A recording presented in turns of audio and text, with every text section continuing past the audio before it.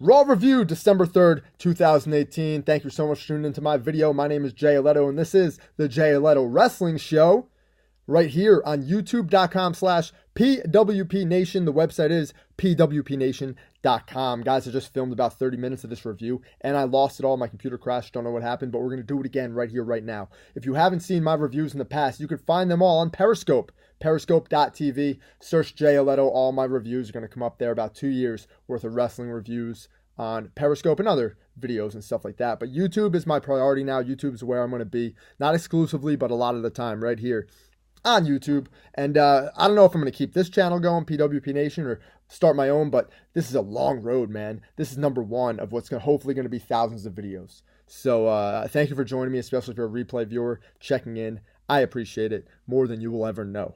Guys, just to tell you a little bit about myself. My name is Jay Alletto. I've been a wrestling fan my entire life. 34 years old. Live right here in New Jersey at the Jersey Shore.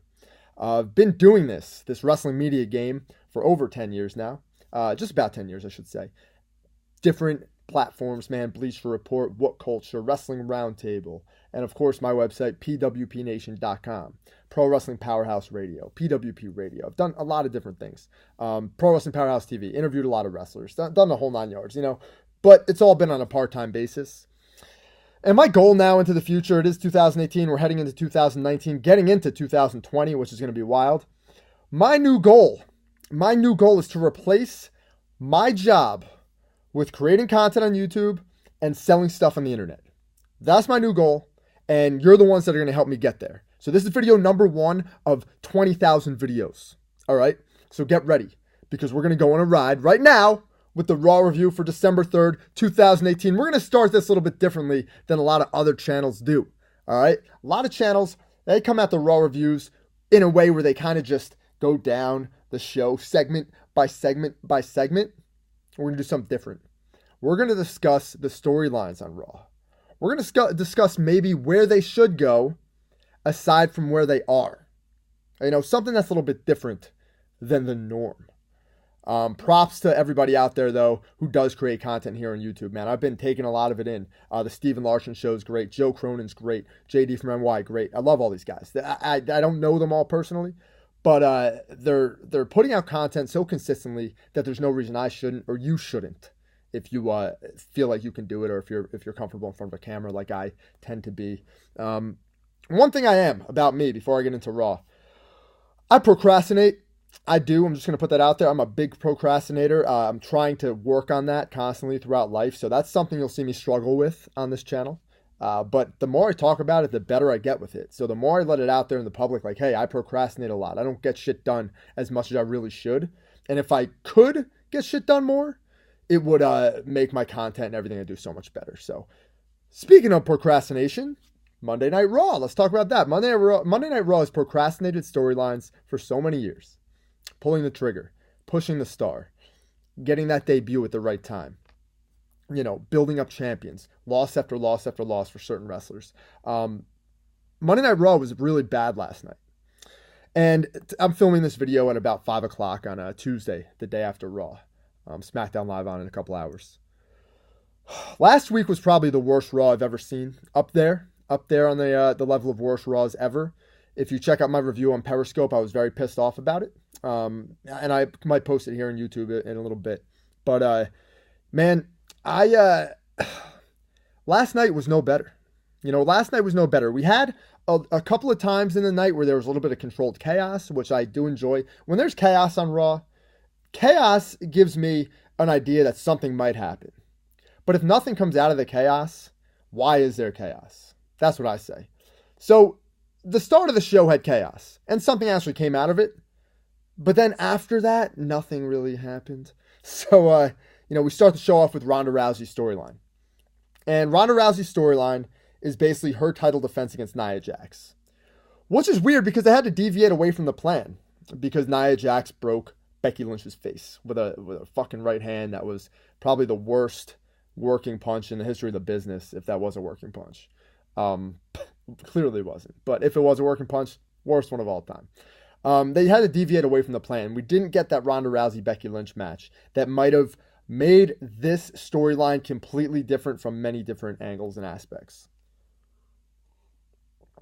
What we got instead was Nia Jax being arrogant and cocky over the past couple weeks about her right hand breaking Becky Lynch's face. Okay. This is not the Nia Jax we want. On the opposite side, Ronda Rousey.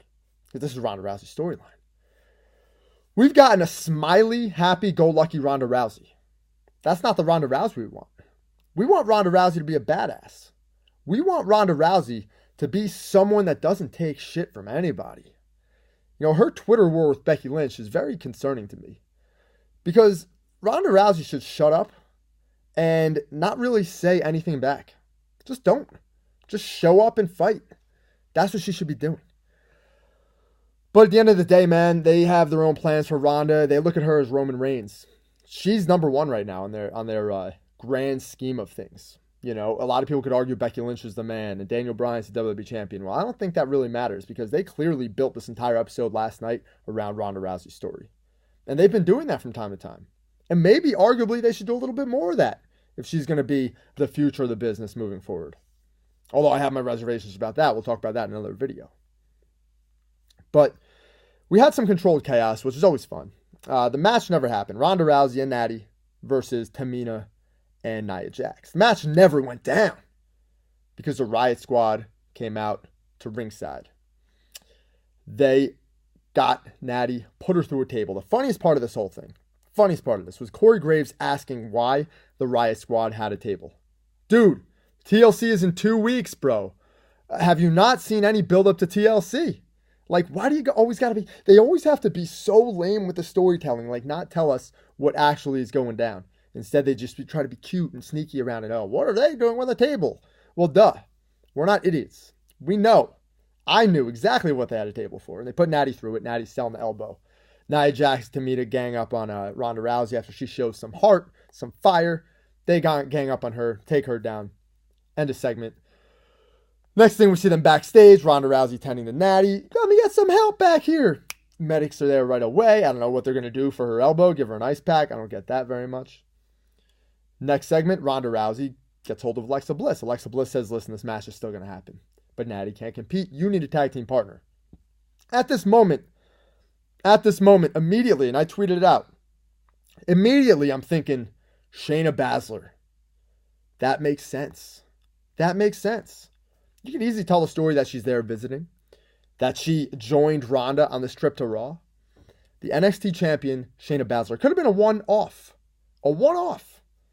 But this does multiple things if you went this direction for the main event.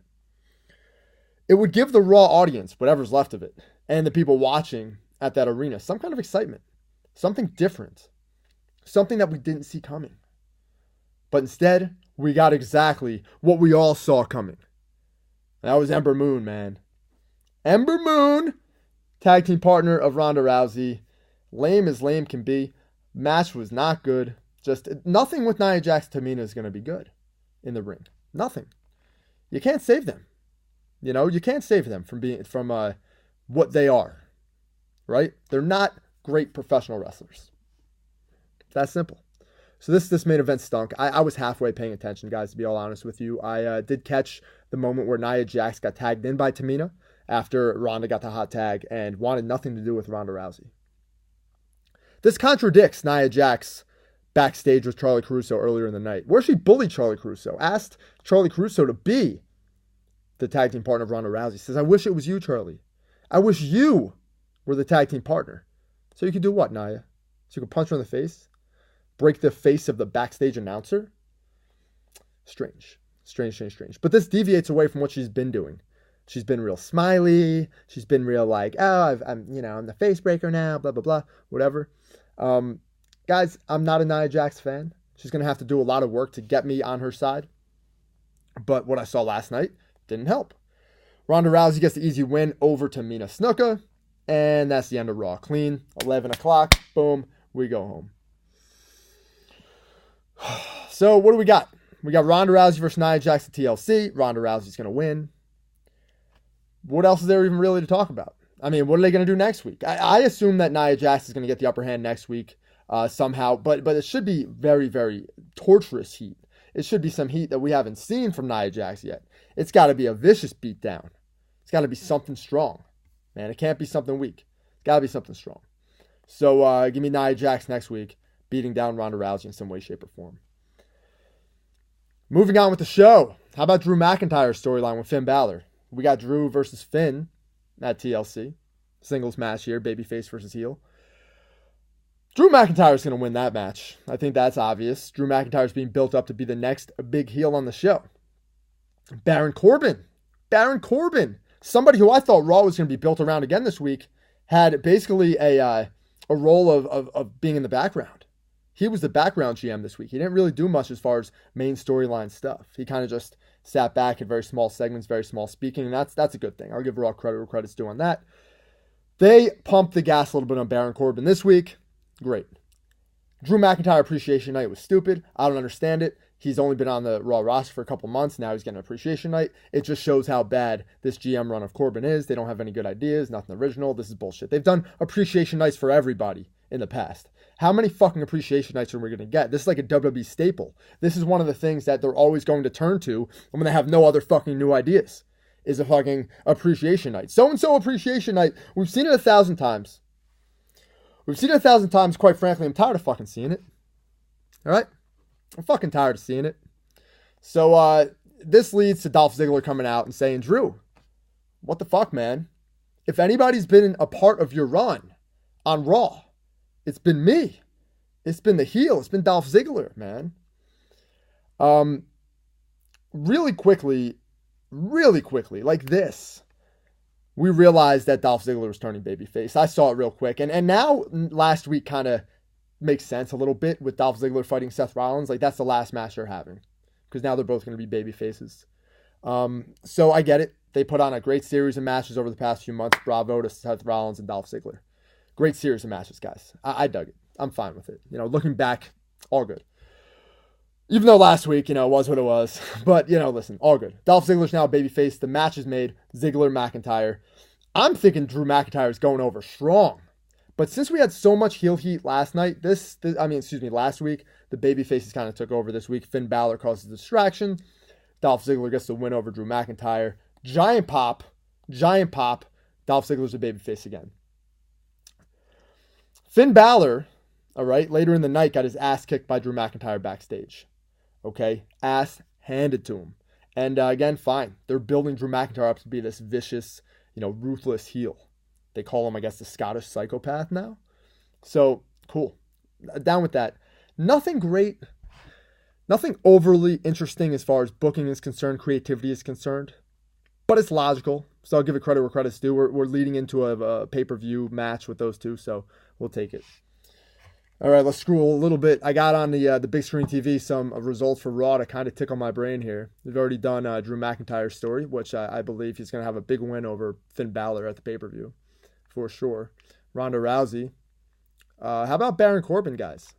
Baron Corbin, the Raw preview basically said Baron Corbin was going to be the top guy of this Monday Night Raw. They were like, this show is going to be about him. So I was nervous. I was like, fuck, man. They're going to do this again. They're going to do Baron Corbin all night. But it was kind of short and sweet tonight. Last night, excuse me. Baron Corbin makes a match between Heath Slater and Rhino. The former tag team champions. First ever SmackDown Live tag team champions, by the way. Where the loser leaves. The loser is forced to be fired. He made up some excuse, some kind of contract issue, too much stuff. Heath Slater wins, Rhino's gone. Guys, this would be a perfect moment to have Rhino, maybe grab a microphone and say something. We never hear Rhino talk, really. Maybe that's for a reason. But it would have been different. It would have deviated away from what's normal. No thank you, Rhinos. No, anything like that. No grandiose exit. Maybe they'll do it next week. Who knows? But I was hoping for a little bit more out of this. Didn't get a lot. Backstage segment, Heath Slater is distraught. They're friends, He's distraught. Baron Corbin now makes him a referee. So at least Heath Slater's got something to do. I'll bet again, they're going into the bag of tricks they always use. They're making him a referee. And how this is going to happen, what's going to happen here, I really don't know. I would make him a babyface referee that counts down a heel quick at some point, hopefully in a big match, But at least have something to do with Heath Slater. Baron Corbin all night, they alluded to him just gaining a lot of momentum as the GM. Gaining a lot of fucking momentum, man. I just don't see it. I don't like him as the GM. I think he'll be better off as a wrestler. But at the end of the day, this is what they wanted for Baron Corbin, and this is what we're going to get. So we're heading into TLC. We're still booked Baron Corbin versus Braun Strowman. But how's it going to play out if Braun Strowman's injured? I hope not, guys. I hope not, but I have an idea. And I don't want this to happen because I really want this guy to go to SmackDown Live. But I think if Braun Strowman is ready in any way, shape, or form, he's showing up. And I could really see Lars Sullivan coming out and making a statement and just destroying Braun Strowman at TLC. I could really see that happening and causing Baron Corbin to get the win. So if Braun Strowman in any way, shape, or form can even get to that building that night, you can protect his elbow. You can put a big pad around it. You know, have Lars Sullivan put him through a table or something, a protected bump. Put him through a table in the ring with that, with his finish. Can't remember what it's called, side slam gimmick type thing. Forgot what it's called. My bad, slipped. But yeah, Lars Sullivan. That's what I would. I really don't want it. This is what I want for Lars Sullivan. I'll say it here now. I want him to be the muscle behind Daniel Bryan. Because Daniel Bryan, and we'll talk about Daniel Bryan in the SmackDown Live review tonight, but Daniel Bryan has changed his character. He's a clear indication of a guy who WWE has seen in one light, and now they see him in a completely different light, and that's great. That's what we need more of. And that's what we're going to hopefully get more of in the future. Change. That's what we need. SmackDown Live's been pretty good recently. So, Baron Corbin, his job is on the line. In the last couple weeks, he's been pretty dominant. What he did make, though, was a match between Bobby Roode and Rockstar Spud, a.k.a. Drake Maverick. I get it, Drake Maverick. Bobby Roode, Drake Maverick, over the PP jacket. I mean, listen, they should have at least had Drake Maverick have the jacket. Like, bring out the jacket of some sort with the P all over it. I think that would have been funny. Or maybe have it in a garbage bag. I don't know. Something like that. Of course, and I'm calling it a jacket. It's actually a robe. But of course, Bobby Roode comes out with no robe because that was his only robe. Now he doesn't have a robe. Now he doesn't have one. We've seen him wear all different color robes in the past. He's got more robes. Let the guy come out with his robe.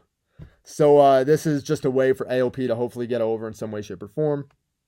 AOP attacks Chad Gable backstage. Gable comes out, tries to make the save after AOP kills Bobby Roode. Can't do it. Rockstar Drake Maverick gets the win over Bobby Roode. Social media, Drake Maverick says he's 1-0. Guys, this storyline is so bad. This storyline, it makes my blood boil because we could get so much more out of Bobby Roode. Bobby Roode is literally in his prime. Okay, he's there right now. We're squandering this man's prime. The prime of his career is going down the fucking toilet, no pun intended, because WWE wants to do a PP storyline with Drake Maverick. AOPP, man. It's AOPP. That's what it is now. Forever. Until they're built up in some way, shape, or form to be anything else. This is awful, man. This whole storyline sucks. And I'm not even sure where to go with it next. I would just scrape the entire fucking thing. On the talk of tag teams, we got Dash and Dawson, the Revival versus Lucha House Party for a third week in a row. I've said it on Twitter. I've said it multiple times. The Revival might be the most underrated tag team in the world as far as the way WWE is utilizing them. They're jobbing to what's basically a job squad in the Lucha House Party. This just doesn't make any sense to me. And if it makes sense to you, please leave me a comment below and let me know what you're thinking, because they're obviously getting buried. I'm not really quite sure why. And nor should I really give a shit at this point. Because obviously WWE does not give a fuck about what happens with the Revival. They don't care. NXT, they had a great fucking career in NXT. Amazing career in NXT. I'd like to see them go back to NXT. What the fuck, man? Do something with these guys, man. They're talented. They should be a part of a wrestling stable. A stable of wrestlers, man. A Four Horsemen type thing. A varsity club type thing. Something different. But no. We get the same old, man. Same old. Third week in a row. Man. Boston Hug Connection. Sasha Banks, Bayley. Second week in a row. Open forum with Alexa Bliss out in the ring. It was fucking terrible last week, man. This is one of the worst parts of Raw. And we're doing it again? It makes zero sense to me. I don't know why they did this again. The plants in the front row sucked. Charlie Caruso walking around the ring sucked. Alexa Bliss looked amazing. Unbelievable. Man, she's hot. But still, this isn't doing anything for me. It turns into a match with Sasha and Bayley versus Alicia Fox and Mickie James. Alexa Bliss is trying to be this character. She's no longer trying to be a heel. Now she's trying to be this diplomatic general manager who is fair and stuff. She's clapping for Sasha and Bayley, who she's been feuding with for the fucking year or so. Or 2 years or whatever the fuck it's been. She's clapping for them. It's strange, man. You know, they should have focused more on this idea that Corey Graves has had where Sasha Banks is using Bayley. But because they need these women tag teams, you got the Riot Squad. You know, if you needed it, you got Mandy Sachs and Sonya Deville over on SmackDown. Sasha and Bayley. There's rumors of this WWE Women's Tag Team Championships. I don't think it should happen. I've been vocal about this on Twitter. I'm not a big fan of this idea at all. It'll just convolute the whole roster. You're literally going to take the roster and just pour water over it. That's what you're doing. So, yeah. Anyway, this was bad. Terrible. Sasha Banks should be a heel by now. She's not the legit boss anymore. She's basically just the happy, smiley, fun-loving Sasha Banks. And there's nothing wrong with that. I mean, she's great in anything she does. She's fantastic. I'm a Sasha Banks mark. I'm a huge fan of Sasha Banks. And she's got a great future ahead of her on the main roster for many years to come. But that's as long as she wants it. And as long as she doesn't lose her mind and leave. Because this bullshit that she's getting creatively just is horrible. She's a great spokeswoman for the company. She does a lot of great things. But you really need to turn her heel. You really need to show us the Sasha Banks that we've grown to love over the years. The Sasha Banks we got in NXT early on in her WWE main roster run. The Sasha Banks that doesn't take any shit, that knows she's the best. You know, this is what we need.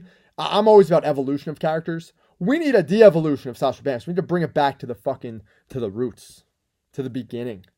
So that's what I'm looking for out of Sasha. But anyway, man, what else is there to really talk about? Elias and Bobby Lashley. He got some revenge. Again, baby faces up. Finn Balor helps out. Last week was heels up. This week was baby faces up. I get it. It's logical wrestling booking 101. Bobby Lashley out there doing a pose down, man. We get it. You're jacked to the gills. I've always been a fan of Bobby Lashley, okay? He is not a great professional wrestler by any stretch of the imagination, but I've been a fan of his because I appreciate his work ethic. I appreciate the fact that he's a real athlete, that he's gotten in the MMA ring and he's actually fought and has gotten has won and lost and done the whole thing. You know, I appreciate Bobby Lashley. He's a legit badass guy. Creatively, his entire WWE run, even since from the fucking beginning, you know, his entire fucking run has been bad. He had some great matches his first run with the company. Fit Finlay comes to mind, JBL, just stuff that's kind of like, you know, it just stands out to me, man. Oh, Umaga at WrestleMania. But this run, man, it's low card. It's middle to low card run, man. It sucks. The best part about it's going to be when Kevin Owens comes back. Hopefully. Sami Zayn comes back. Hopefully they come back together, maybe. And they beat the shit out of Bobby Lashley. That's what I'm looking forward to. At one point, I was really looking forward to Lashley versus Lesnar. I really wanted to see that. Because I thought we'd see a different Brock Lesnar. I thought we were going to see a Brock Lesnar that would up his game to fight Bobby Lashley. Because he wouldn't want to be one-upped by Bobby Lashley. But we're not going to get that. We may never get that. If the UFC was smart, they'd get with the WWE and say, hey, let's do a joint promotion here. Let's do it in the wrestling ring. Let's do it in the octagon. Bobby Lashley versus Brock Lesnar. Let's make a bunch of fucking money. How about that? Let's make a bunch of fucking money. But that seems more and more unlikely as we move forward. All right, what else we got? I think that about wraps up the review, man. This Raw was bad. This Raw was terrible. Oh yeah, Finn Balor, Jinder Mahal. I missed that one. Like, we haven't seen that 100 fucking times. Finn Balor versus Jinder Mahal. We've seen that over and over again. This was a fucking rerun. Man, don't mind me. I'm looking at the TV. This was a fucking rerun of Raw again. That's all this was. Oh yeah. If I hadn't forgot about the worst part of the show. If If I hadn't forgot about the worst part of the show. And if you know me, you know I was just working it right there. Woo! Dean Ambrose. It's kind of a no-no to take a drink of water during an episode, but these are unedited. I don't really know how to edit video. I might try to edit a little bit of this, but Dean Ambrose comes out with a gas mask on. With sirens. So I didn't mind the sirens. Adding the sirens to his entrance video, I thought that was okay. Comes out with like a SWAT team of guys wearing gas masks. What the fuck is this? It looks like Bane from Batman. That's what everybody said. That was my initial reaction. That was everybody's initial reaction, so I'm not knocking anybody off by saying that. He did. He looked just like Bane. I think that was the point. Comes out saying all this cryptic shit. Listen, man, I'm not a fan of what they're doing with Dean Ambrose. He's a fucking amazing heel. He's an amazing fucking heel. Over-the-top heel. And he's doing his best with what he's being given. But he's still that, like, goofy lunatic fringe type guy. I'd like to see a more serious version of him. I'd like to see maybe a completely different version of him. This isn't completely different. This is slightly, a little bit maybe different. But it's not overly different at all. You know, Seth Rollins comes out, tries to fight Ambrose. It's a mess, man. Seth Rollins gets beat up. He beats up the fucking guys in the gas mask. Ambrose gets a revenge. Whatever the fuck. It was back and forth. Ambrose lays him out. DDT on the floor. Building up to TLC. I'm not sure what's going to go down here. If I'm WWE, I put the IC title on Ambrose right now. This has to push Ambrose forward. The whole point of turning him heel is to push him forward. You're not doing this for Seth Rollins' benefit. You're doing this for Dean Ambrose's benefit. Seth Rollins will get the benefit down the line, right? Seth Rollins is going to get the Royal Rumble win in my mind. So you get the IC title off of Seth Rollins, get it onto Dean Ambrose, now a heel. You can have a return match, whatever. But get that IC title on Ambrose and have him change his character a little bit and maybe do something along the lines of somebody who actually cold and calculated knows what they're doing instead of like, crazy.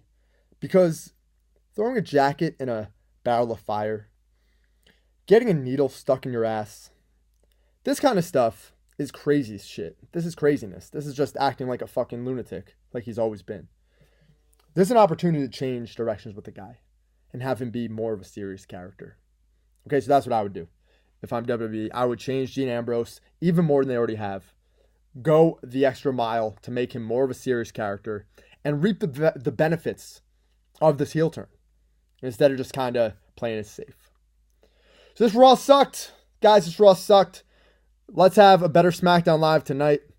Please continue to check out these videos. If you watched all the way through, thank you so very much. pwpnation.com. We've got a lot of stuff out there on all social media platforms. Guys, Instagram.